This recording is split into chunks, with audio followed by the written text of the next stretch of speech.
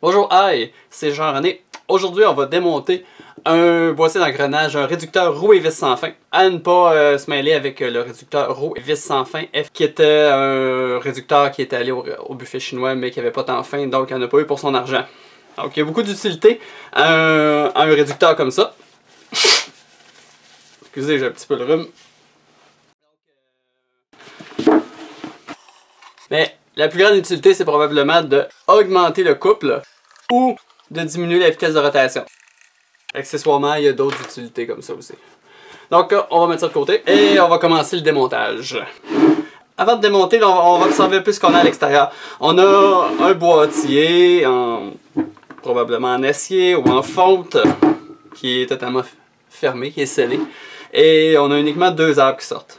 Un arbre en bas ici, qui est plus petit en diamètre, et un arbre qui est un petit peu plus gros en diamètre. L'entrée, c'est l'arbre le plus petit qui est en bas, c'est l'arbre qui est connecté à la vis, et l'arbre le plus gros, il est connecté à la roue. C'est un système de réduction, donc si vous tournez, vous prenez vos doigts, et vous tournez l'arbre qui est ici en bas, ben le gros arbre va tourner, mais beaucoup plus lentement. Vous êtes patient là, pour essayer de faire un tour au complet. Je suis pas patient. On va arrêter ça là. Commençons le démontage. Si on observe, là, on n'a pas tant de choses à dévisser. Là.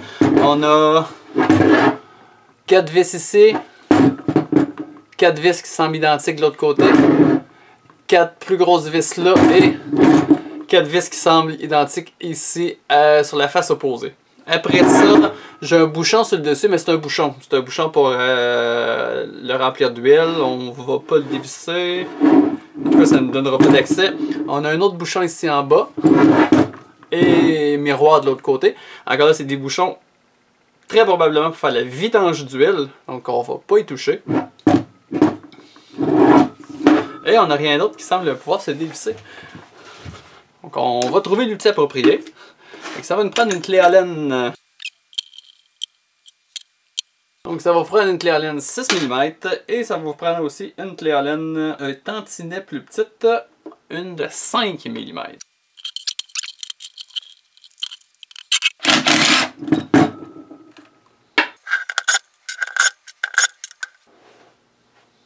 Bon, on continue, je suis allé me chercher quelques tournevis lame plate, vous savez, le sort de tournevis qui sert jamais à dévisser une vis, qui sert toujours à d'autres choses.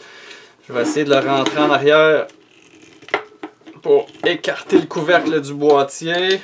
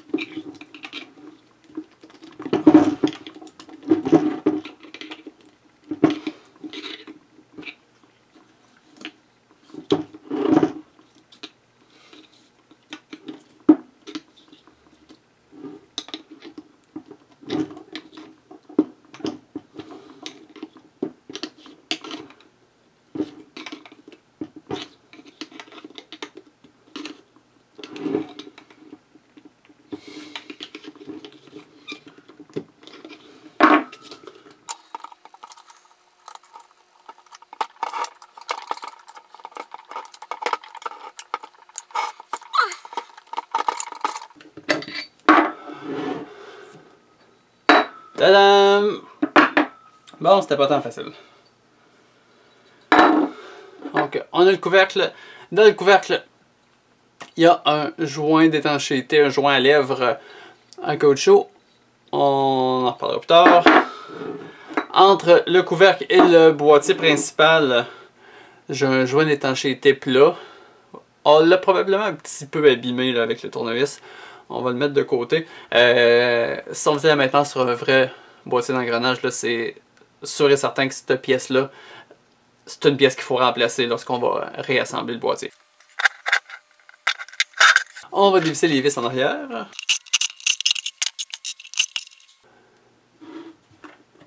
Et là, on va espérer que ça soit un petit peu plus facile. On devrait être capable de sortir le couvercle arrière.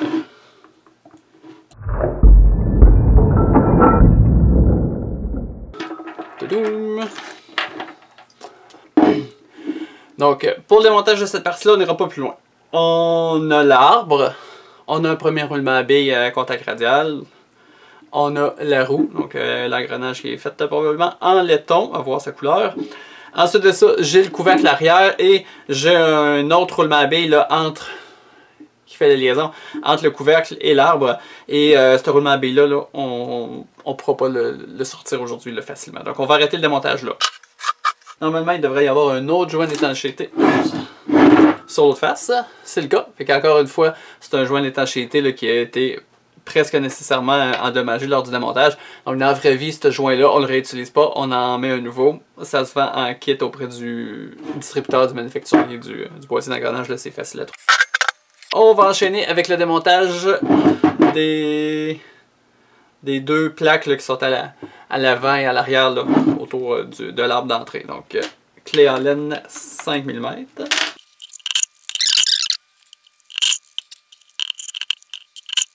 Ok, la petite plaque ici, elle aussi, on devrait être capable de la sortir. Si elle vient pas facilement, on va aller chercher le tournevis plat. Bingo! Encore là, on a un joint d'étanchéité plat qu'on va mettre de côté. Et dans le couvercle du côté de l'arbre, on a un joint d'étanchéité à lèvres. Aussi, on en parle un petit peu plus tard. Je mets ça là. Le joint d'étanchéité avec l'autre joint d'étanchéité. On fait un demi-tour. Et on va dévisser les 4 vis qui sont en arrière.